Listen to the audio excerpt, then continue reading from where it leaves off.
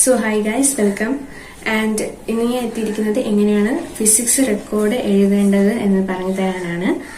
Physics record, +2 physics record എന്ന് പറയുമ്പോൾ നമുക്കതിൽ മൊത്തം 14 എക്സ്പെരിമെന്റ്സ് ആണ് വരുന്നത്. അതിൽ നമുക്ക് 14 എക്സ്പെരിമെന്റ്സ് തന്നെ ചെയ്യിപ്പിക്കും. അത്ര എക്സ്പെരിമെന്റ്സ് തന്നെ നമുക്ക് ഫൈനൽ എക്സാമിന് ചെയ്യാനും ഉണ്ടാവും. അപ്പൊ നമ്മൾ ആ 14 എക്സ്പെരിമെന്റ്സിന്റെയും ടാബുലർ കോളവും അതുപോലെ തന്നെ റിസൾട്ടിന്റെ എന്തൊക്കെ എഴുതാനുണ്ട് അതെല്ലാം നമ്മൾ കാണാതെ പഠിച്ചിട്ട് വേണം പോയി എഴുതാനായിട്ട് നമ്മുടെ ഫൈനൽ എക്സാമിന്. അപ്പം അതിന്റെ കുറച്ച് ഡീറ്റെയിൽസ് ഞാൻ വഴിയെ പറഞ്ഞു തരാം. അപ്പം ഇതാണ് എന്റെ ഫിസിക്സ് റെക്കോർഡ്. നമുക്ക് ഫൈനൽ എക്സാമിന്റെ സമയം ആകുമ്പോഴേക്ക് നമുക്ക് ബൈൻഡ് ഒക്കെ ചെയ്തിട്ട് നമ്മുടെ ജസ്റ്റ് നമ്പർ ഇവിടെ എഴുതി ഒട്ടിക്കാൻ കാണും. ഞാൻ ബാക്ക് ക്യാമറയിൽ ഞാൻ വിശദമായിട്ട് കാണിച്ചു തരാം. ഗൈസ്, ഇതാണ് നമ്മുടെ ഫിസിക്സ് റെക്കോർഡിന്റെ ഇൻഡെക്സ് പേജ് എന്ന് പറയുന്നത്. ഇതിൽ നമുക്ക് 4 സംഭവങ്ങളാണ് എഴുതാനുള്ളത്. ഒന്ന് SI നമ്പർ, പിന്നെ നമ്മുടെ എക്സ്പെരിമെന്റിന്റെ പേര്, പിന്നെ പേജ് നമ്പർ, പിന്നെ ഡേറ്റ് ഓഫ് എക്സ്പെരിമെന്റ്, ഏത് ഡേറ്റിലാണ് നമ്മൾ എക്സ്പെരിമെന്റ് ചെയ്യുന്നത് അത്. അപ്പോൾ ഇത്രയും സംഭവങ്ങളാണ് ഇൻഡെക്സിൽ എഴുതാനുള്ളത്. ഗൈസ്, അപ്പോൾ ഇതാണ് നമ്മുടെ മെയിൻ പേജ് എന്ന് പറയുന്നത്. മെയിൻ പേജിൽ നമുക്ക് 2 പാർട്ടാക്കിയാണ് തിരിച്ചിട്ടുള്ളത്.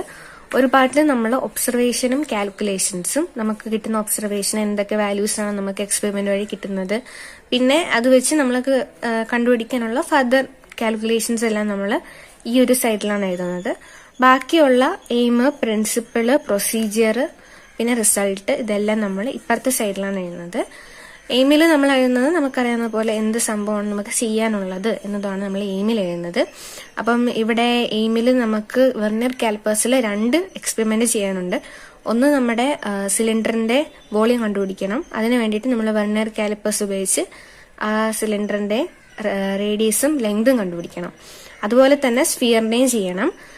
ചില സ്കൂളുകൾക്ക് നമുക്ക് ഇവിടെ റെക്ടാങ്കുലർ ബ്ലോക്കിന്റെ വോളിയം ഒക്കെ കണ്ടുപിടിക്കാൻ ചോദിക്കും. നമുക്കതൊന്നും ഇല്ലായിരുന്നു. അപ്പൊ ഇതാണ് സംഭവം.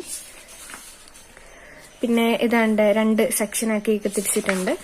പിന്നെ ഏറ്റവും ലാസ്റ്റ് നമ്മുടെ റിസൾട്ട് നമ്മൾ ഇപ്പുറത്തെ സൈഡിൽ പേജിൽ നമ്മളെടുത്ത് എഴുതണം.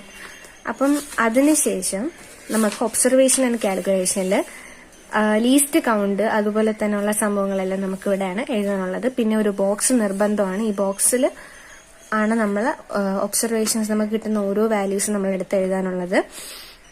പിന്നെ കാൽക്കുലേഷൻസ് ഒക്കെ ഉണ്ട്. അപ്പൊ ഇങ്ങനെയാണ് നമ്മുടെ ഫിസിക്സ് റെക്കോർഡ് വരുന്നത്.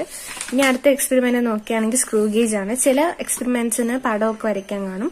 അപ്പൊ നമ്മളോട് ലാബ് മാനുവൽ നോക്കി എഴുതാനും പറഞ്ഞിട്ടുണ്ടായിരുന്നു. പിന്നെ സ്കൂളിൽ തരുമായിരുന്നു ചില സംഭവങ്ങളൊക്കെ.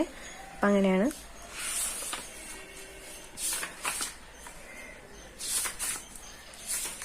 അപ്പം ഇതാണ് നമ്മുടെ കൺകറന്റ് ഫോഴ്സ് എന്ന് പറയുന്ന എക്സ്പെരിമെന്റ്. അപ്പൊ ഇങ്ങനെയാണ് ലാബ് ഫിസിക്സ് റെക്കോർഡ് വരുന്നത്. അപ്പൊ ഫിസിക്സ് റെക്കോർഡിന്റെ പിന്നെ ശ്രദ്ധിക്കാനുള്ള സംഭവം എന്ന് പറയുന്നത് നമ്മുടെ ഏറ്റവും ടോപ്പിലായിട്ട് നമ്മുടെ പേജ് നമ്പറും അതുപോലെ തന്നെ ഇപ്പുറത്തായിട്ട് നമ്മുടെ ഏത് ഡേറ്റിനാണ് നമ്മൾ ചെയ്യുന്നത് ആ ഡേറ്റും എഴുതണം. അത് വളരെ ഇമ്പോർട്ടന്റ് ആണ്. കാരണം നമുക്ക് ഇൻഡെക്സ് പേജിൽ അതെല്ലാം എഴുതാനുള്ളത് കൊണ്ട്. ഓക്കെ, അപ്പം ഇത്രയുമാണ് നമ്മുടെ ഫിസിക്സ് റെക്കോർഡ് എന്ന് പറയുന്നത്.